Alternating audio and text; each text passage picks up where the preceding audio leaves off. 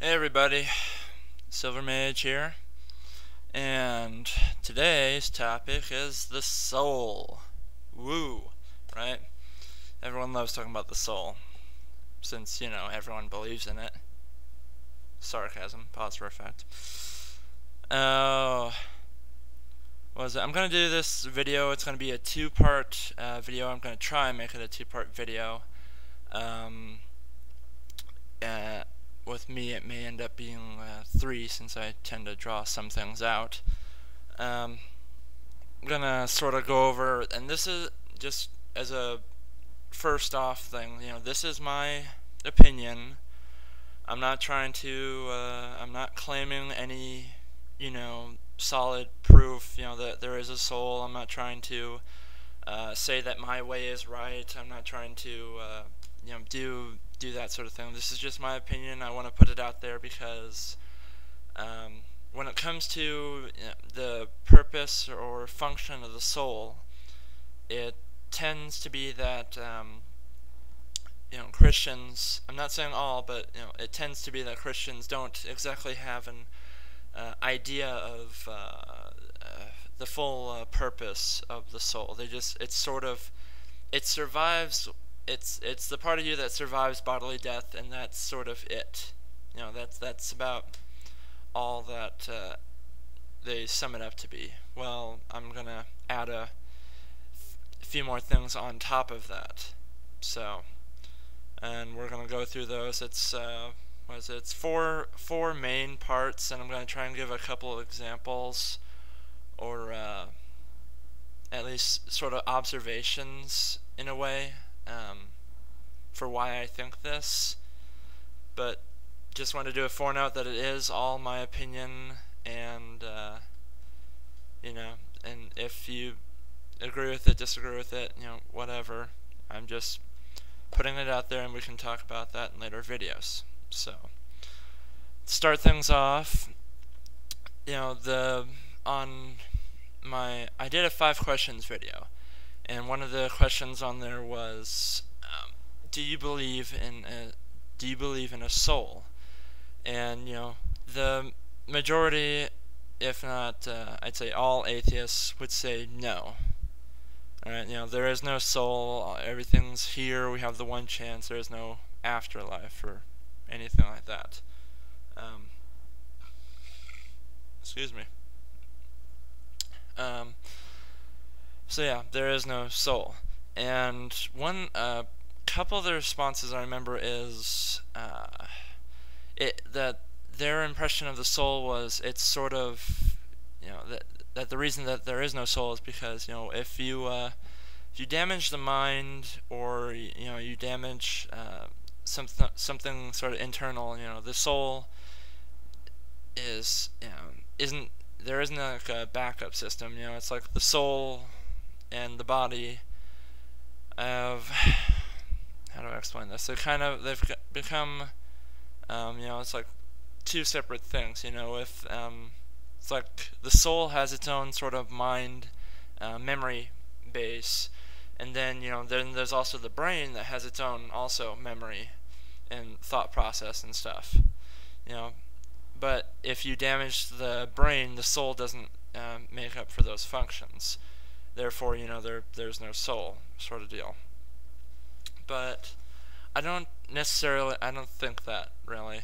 I think the soul and the body more as a I couldn't find a better term, maybe you guys will, but as sort of a symbiotic relationship between body and soul, except I think of it more in a more intimate sense, where one sort of exists with, literally exists with the other, and if one part dies, the other survives still, but not to its fullest, not exactly to its full extent. What do I mean? Okay, I remember here the other day, I was over at my in-laws' place, and and they were watching Oprah or something. They were doing Oprah was doing a series on, what was it? uh,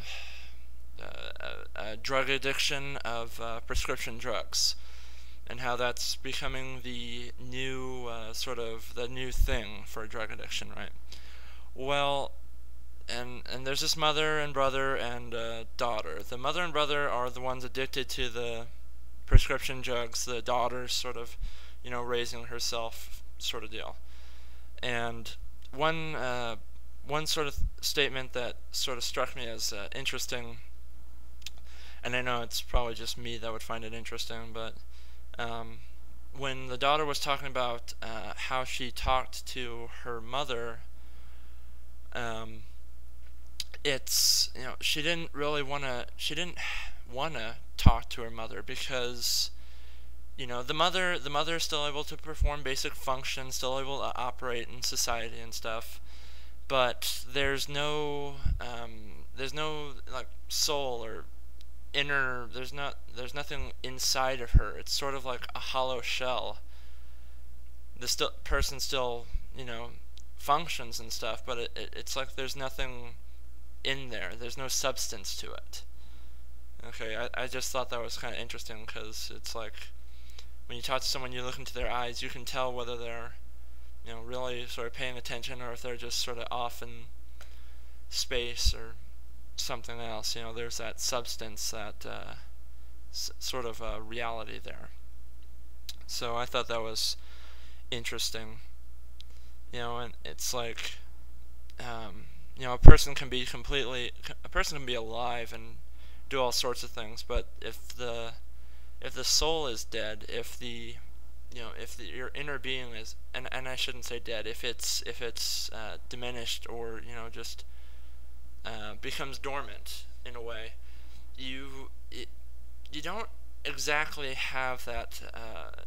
It seems like your living experience is diminished in a way. So, of course, when you die, your soul, lives on, sort of deal. So that's, I think the soul and the body is, sort of one and the same process. One can directly affect the other. If you injure the body, you also injure the soul. If you injure the soul, that plays an effect on the mind and the body, sort of deal. So there's that. For what I call symbiotic relationship. This one shouldn't be too not as long.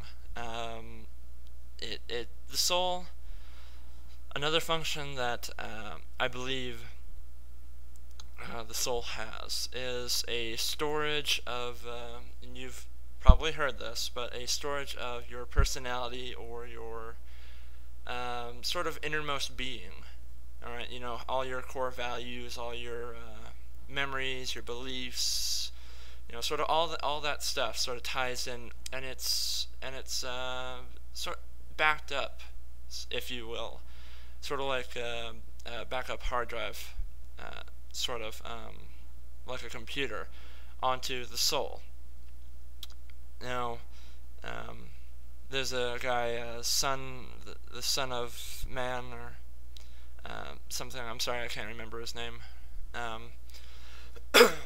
Compared the soul and the body, sort of hardware software, which I think is a good comparison. And